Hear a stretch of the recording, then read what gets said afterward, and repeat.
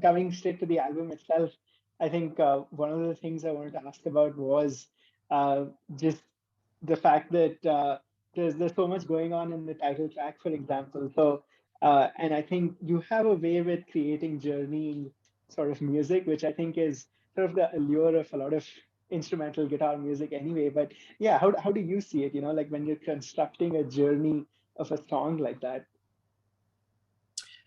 It's real important for me to have a story in head, so that from the inception to the instruction to the other band members and the crew, that they understand what it is I'm trying to achieve. So you can imagine I get this song going. It's got a funny sound that reminds me of some sort of alien elephant kind of thing. And I construct a story in my head about the future Earth scientists terraform Mars, and unbeknownst to them, they create a race of sentient gigantic elephants who want to wrestle control of the planet and make it an independent garden planet. And they get together with the colonists and headed by a guitar playing revolutionary, and they take control to save the elephants of Mars. So that put a smile on my face as I was playing, and I thought that means that we can really get funny with this and be outrageous. And so as I told the story, to Kenny and to Brian and Ray, everyone sort of got the joke, so to speak, but also understood the seriousness of it because they had the early demos. And so everyone's performance then sort of pushed each other band member a little bit further along. Mm-hmm. Because the record was done in pieces, that whole thing where we had to compromise in one room in a few hours was suddenly gone, which was really great. So, it would sit with my producer, engineer Eric for a few weeks, and then it would move over to Kenny for a few weeks, and it would go to Brian, and it would come back to me, and then we'd send it to Ray. Everybody had time to really reflect on how they could add to this story. And so whether it was a serious song like Faceless, or it was a song that had a bit of science fiction fun to it, like The Elephants of Mars, that mm-hmm. time element was really important. Mm-hmm. Talking of Faceless, I saw a comment Sammy Hagar had left on your Instagram calling you the greatest guitar singer in the world. And he said, if that doesn't sound like someone singing, I don't know what does. I was thinking back, I was talking to Steve Vai last week, and we were talking about Frank Zappa, and there was a Frank Zappa quote where he said that you can't write a chord ugly enough to say what's in your head sometimes. How do you sort of bring that to life? How do you sort of bring what's in your head to life on the guitar? I think I've had a lifetime of struggling with that very thing, that very question, which is how do I get myself to come out of those speakers, mm-hmm. and I can't explain to you why an artist would want that. It's the particular neurosis of an artist to want to share with the world what's inside of them, whether it's painting or music. But I do know that has been my quest ever since I picked up the guitar, and I just deal with whatever technique I have. And if I have to learn a new technique to get a song across, then I'll spend some time learning it. Mm-hmm. Just like Steve, he's the same way. If he has an idea and he doesn't know how to do it, he'll change his life to learn how to do it. It's remarkable, right? Yeah. And his new album is just fantastic. It's a perfect document of that, of how an artist will go to great lengths to try something new and succeed. So I think I've done the same thing. And what bothers me when I don't achieve it is the thing that energizes me to keep trying harder and to try to do anything I can to capture what it is I'm really trying to communicate to people. Mm-hmm. And so I push aside competition. I don't want to homogenize with the rest of the world. I don't want to join any other club. This can be a problem when you're trying to have a career, but most important for me is that artistic expression, that if I'm lucky enough to get an audience for a moment, that they will know without a doubt that it's me playing the guitar, that melody has come from inside of me, and that's what I want.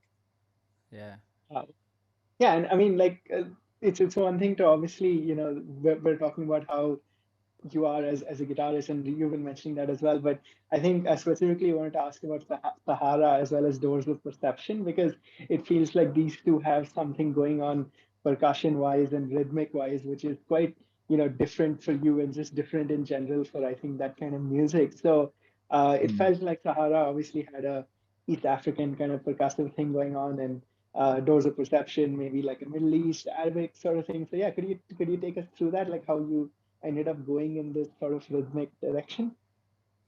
I think it's a life of traveling around the world and having the privilege of experiencing music and musicians from all walks of life, all different cultures, and just really loving it, just loving musical expression that I hear coming from places that are so different from where I grew up.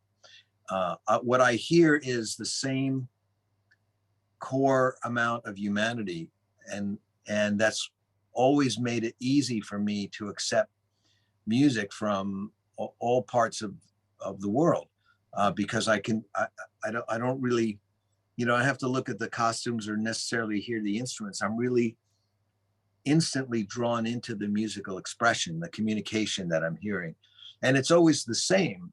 I mean, I can identify it. It's you hear love, and you hear also the question about existence. It's a metaphysical quest that everybody is on to understand life. And so it seems so natural to me to want to take those sounds and those chords, those melodies, those rhythms in, and sort of make them sort of make them my own in a way, to show that, to echo them. I guess maybe that's what it is. I want to take them in and I want to echo them, to say to those people over there, I hear you, and I feel the same way, and as musicians, we use rhythm and sound to elicit a feeling from our audience. And it's beautiful when, you can embrace that, the artistry that is coming from, across the room, across the ocean, around the world, because you realize you're all connected, as artists, and then as human beings. Yeah. But the two stories, Sahara and Doors of Perception, are so different.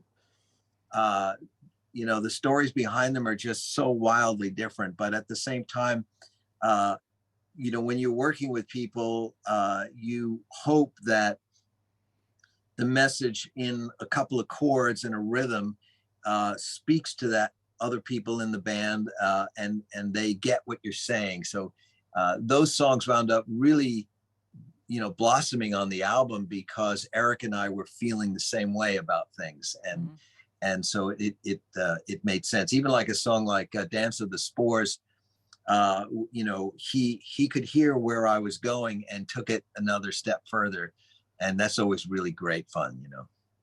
Fabulous. Yeah.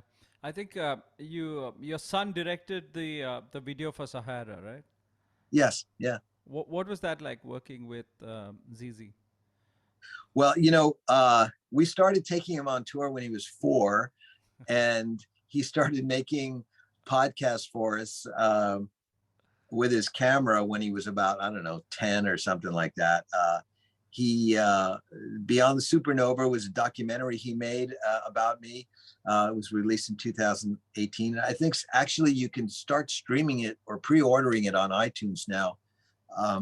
And he's done a lot of videos for me. He did the 1980 video and Yesterday's Yesterday from the Shapeshifting record. And we just finished up doing the title track. The new video that he's done is totally insane. I can't wait for people to see it. It's really a lot of fun. it's really great to work with him because I just surrender to his vision. And, you know, he tells me what to do and I do it. And it's, it's really great. It's one of those things where when you really trust somebody and their talent and their vision, you can really surrender yourself to them. And it's a fantastic process, a really great working relationship. Yeah, yeah, I can imagine. Um, Joe, I wanted to go back to something you were saying earlier about, like how as somebody who's traveled the whole world and, picked up these sort of things. I think one of the things I picked up through the Elephants of Mars through this album was every now and then, like you have places and locations as song titles in your albums. Like, like this one has East 104th Street, NYC, specifically 1973. Then it has Yeah. 22 Memory Lane. I guess I wanted to know, like, what do these evokes for you, because some of those things, at least 22 Memory Lane, I think appropriately brings out a sense of nostalgia. Like it feels a little nostalgic. But yeah, like how did you come up with those song titles? Yeah, those are, I get an inspiration, a feeling, a memory, and the title kind of reveals itself, and I write it down, and then I start. It sort of draws the music out of me.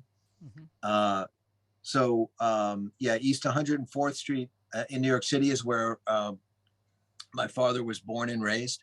It's a part of New York City that I think it's still called Spanish Harlem. And so my grandparents came from Italy and settled there in New York City around 1906. And so my father and his brothers all grew up right there. And we visited there when I was a little kid every Sunday. Had fun on this, just playing on the streets with all the kids and my relatives. And then, of course, in the 70s, when I was coming of age and becoming a musician, it also was a very cataclysmic time for New York City. It was just going through a lot of economic stress. And I was growing up and I could see it and I could finally understand it. It wasn't this wonderland that I experienced when I was a little kid. This was like serious stuff. But there was a lot of great music, it's sort of Miles Davis on the corner. And, you could go see Led Zeppelin and country music and blues and jazz and classical and the greatest museums and the most beautiful people and the most terrifying people all in one city.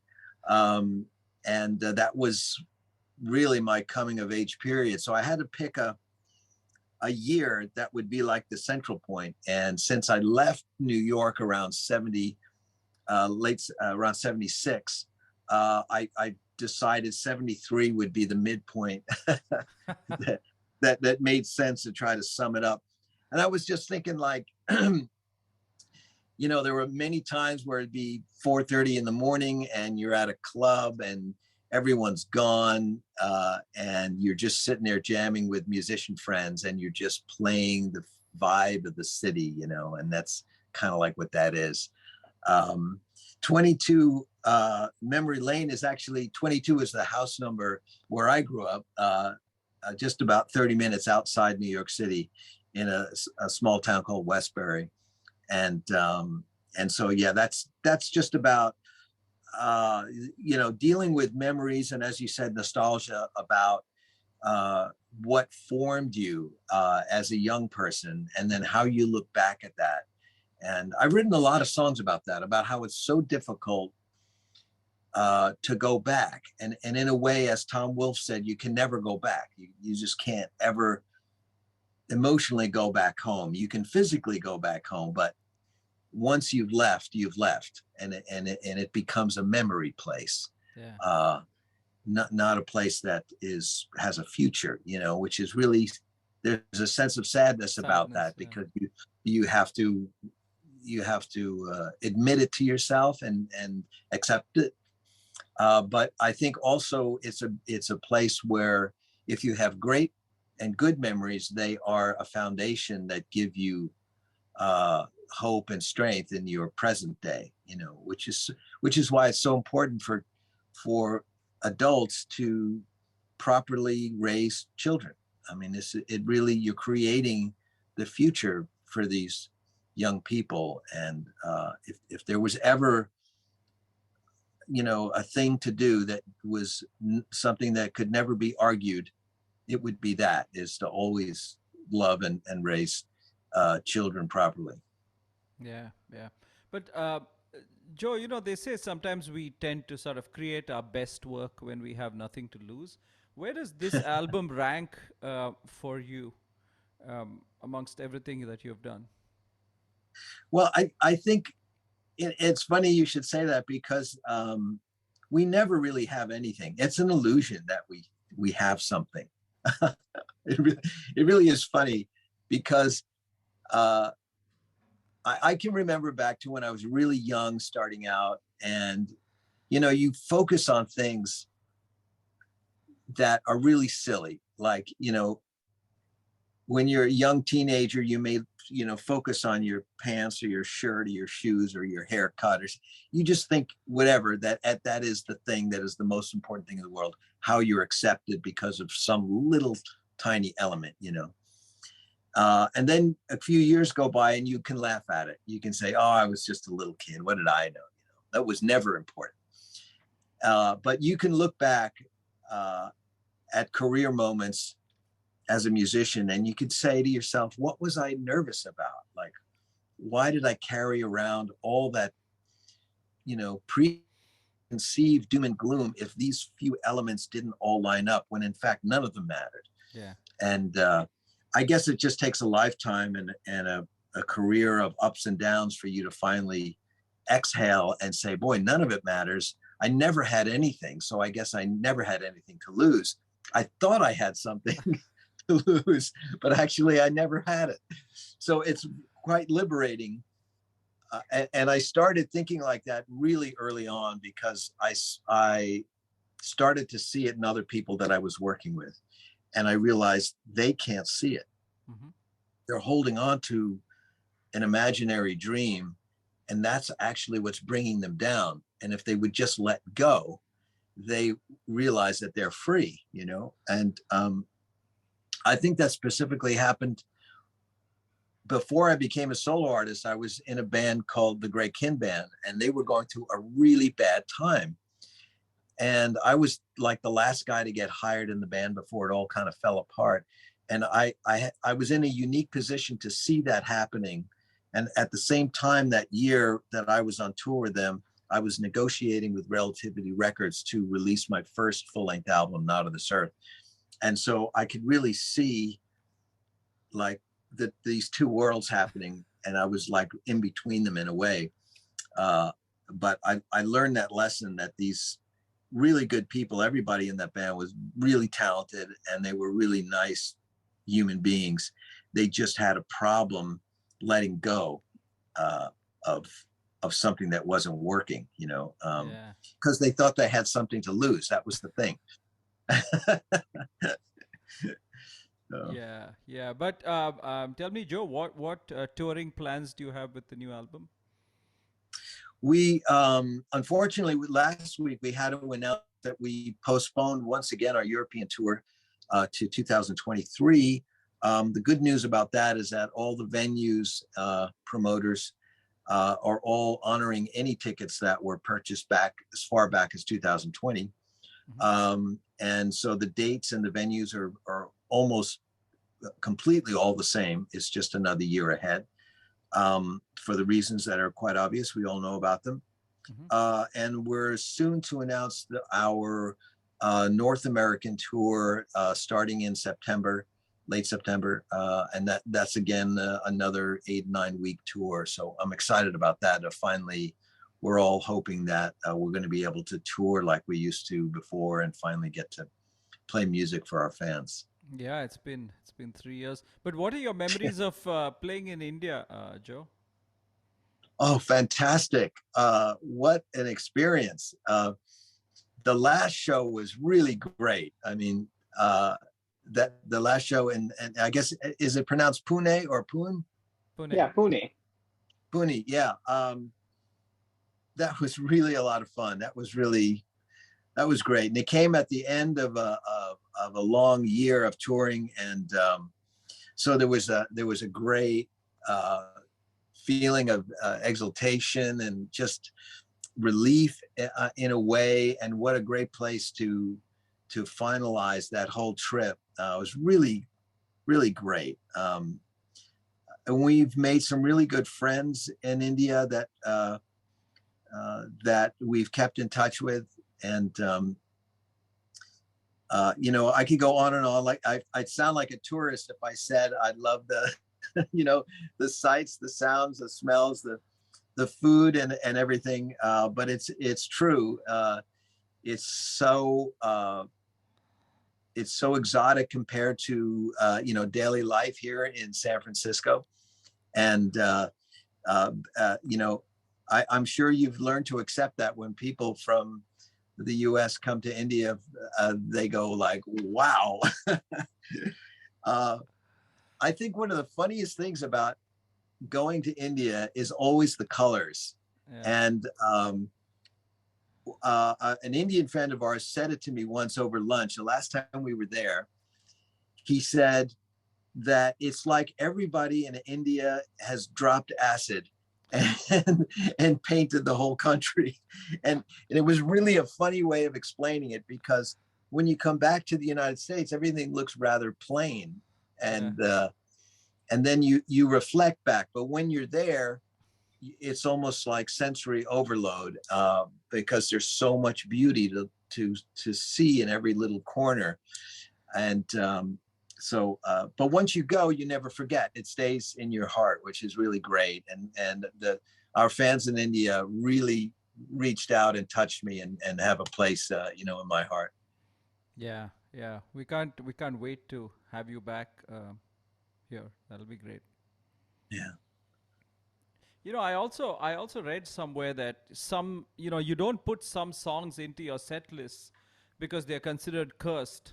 And there's always something unexpected that happens when you play them. Do you have any stories about this? Is it true? There was only one, I think, that I thought was a truly cursed song. And I don't know why. It's actually kind of funny in a way, but there was a song that when I was touring with Mick Jagger, it was a very weird situation at times, because it was such the highest level of touring I'd ever been on. And it was always a red carpet wherever we went. Everything was top of the line. And that was new to me. Mm-hmm. And I remember after being at some great parties and playing these great gigs, and I'm in this beautiful hotel suite, and I go back into my room at the end of the night, and I turned on the television, and there was this program about people starving, children not having enough to eat or drink. And I just thought, oh, this is weird. How could I be living this life and those people are living that life? And we're all on the same planet. And it just didn't make any sense to me. And so I wrote the song, The Forgotten, about that, about the oddness of life, that these two things can be happening at the same time. And during the recording of that song, it was really hard to get through the song, because we would listen to it, and after about an hour, we would all be bummed out, and we'd have to stop and play something a little bit more upbeat for a while. When we go back to work on the song, and everybody's mood would go down. But when the fans heard it, of course, they just thought it was a beautiful song that had a special mood to it. And then when we were doing a short tour for around the Flying in a Blue Dream album, the guys in the band really wanted to do that song. And fans were saying, oh, you should do The Forgotten, you should do The Forgotten. I'm thinking, really? It's like, where in a set can you play something so slow and sad? And, how are you going to get out of it? Like, what do you follow that song with, drum solo or something, whatever. But I thought, okay, maybe I'm wrong. I should do it. So we were playing, the last time we played it, we were on a short tour with Steve Miller. And Steve is a wonderful person, really great guy, very upbeat, he plays very happy music, So there we are playing in this arena in Reno, Nevada. And it's on the set list, this song, right? The Forgotten. And I thought, okay, I remember thinking this is going to be a mistake. I know it, but I'm going to try it anyway. And the audience really loved us up until that point. And we start playing this song, and just minute after minute, the whole feeling of this thing just sunk and sunk and sunk. Until finally there was like silence when we ended the song. It was, you could hear a pin drop, and I thought, I knew this was a bad idea. This is just not a song that works, you know, live. You know, it just doesn't work, especially when you're opening for Steve Miller. Yeah. And so anyway, I swear Steve Miller must have figured it out, because we decided to do Big Bad Moon next, and Steve came out unannounced and played the song with us. But he didn't really learn the song. So the song just was like a train wreck, because he just was playing whatever. I just, at the end of that night, everyone said, okay, we'll never play that song again. It's not, obviously that song just sort of destroys everything in its path, you know? So, but I don't know. Never say never, right? Yeah. What a story. Yeah. Anyway, Joe, I think we're out of time. Thank you so much for doing this. All the best for the new album. Yeah, thanks for your time, Joe. Wonderful talking to you. That's it for this week's episode of Tales from the Road. Tales from the Road is brought to you by the concert photographer and Moving Pictures Media. Don't forget to join us next week for another episode. If you like what you heard, subscribe to our podcast on iTunes, Spotify, or Google Play. Thank you for listening.